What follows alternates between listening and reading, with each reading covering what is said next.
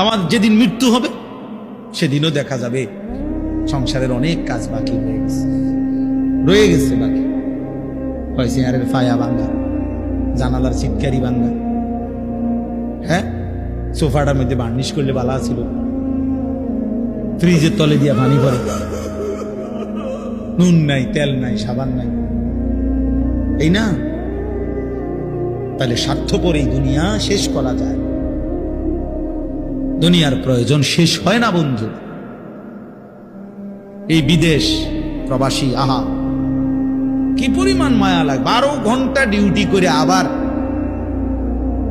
আরো 6 ঘন্টা আরেকখানে আরেক কোম্পানির স্যার কি করে 18 ঘন্টা, কেউ কেউ আর থাকে 6 ঘন্টা।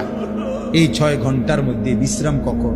নিজের জামাগুলা নিজে ধোয়, নিজের রান্নাটা নিজে করে। প্রবাসীগুলো বিদেশে থাকে, যে আমি তো সৌদি আরবে অনেক দূর দূর ছেলেদের কাছে গেছি, ওরা দম করে খুব মহব্বত করে। তাইলে এই নিজের রান্না নিজের, কত ছেলে যে বিশ্বাস করো ভাইয়া কি পরিমাণ কান্দে, আল্লাহর কসম। এটা যদি আমি দেখাইতে পারতাম। এখান থেকে এটা বিদেশ অনেক কষ্ট, এই কথাটা কইলে তুমি বুঝতে না ভাইয়া, অনেক কষ্ট। এটা কইলেও তুমি বুঝতে না, এটা কইতে তো 1 মিনিট লাগছে, আর অনেক কষ্ট। তো বাস্তবতা হলো তার চাইতে অনেক বেশি কষ্ট।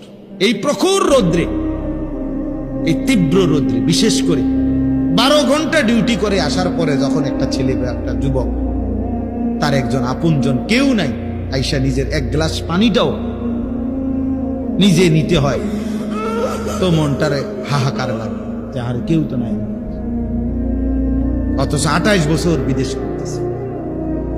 এক ছেলে দেখা হইলো লাস্টের দিকে, ওই আমার দেখে জড়াই ধরে কাঁদতেছে। আমি বললাম, বাবা তুমি আজ কতদিন হয়েছে আইসো? কয় হুজুর 3 বছর। এই শেষ আমার যে ছেলেটা খেজুর আইনা দিছে মদিনায়, ও ছেলেটা বলতেছে যে আজ 3 বছর হয়েছে বাড়ি থেকে আসছি, একবারও যাই নাই। আমি যাইবা কখন? কয় হুজুর একটা আইডিয়া করছি যে যে ঋণগুলো করছি আরো 3 বছর যদি বিদেশ করি তাহলে ঋণগুলো শেষ হবে, আশা আছে হুজুর এরপরে যাবো। এই কদ্দুর অল্প বয়সী ছেলে।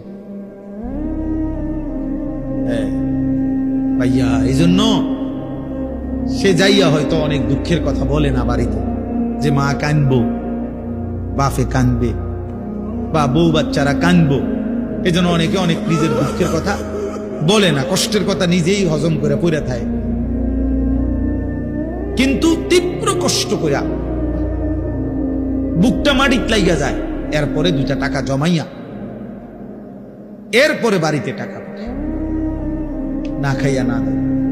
এই কখনো একটা দোকান থেকে একটা বার্গার, কখনো একটা 1 টুকরা মুরগি, এই একটা কিছু খাইয়া শুইয়া লায়। ক্লান্তিতে আর ভাল লাগে না যে কিটা রাখবো, শরীরে আর কুলাইতেছে না, এতক্ষণ ডিউটি করে আইসা।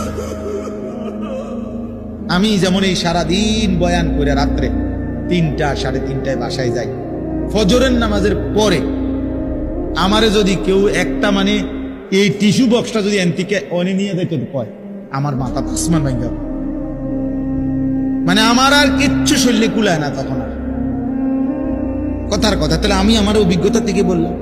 তো ওই ছেলেটাও তো এরকম 12টা ঘন্টা ডিউটি করে আইসা সে যখন তার রুমে আসে, তার শরীরে আর 1 বিন্দু এনার্জি থাকে না। এই জন্য দোস্ত আমার, বন্ধু আমার, স্বার্থপর বড় দুনিয়া, যে দুনিয়া কষ্টই করা যায় কিন্তু চাহিদা পূরণ হয় না।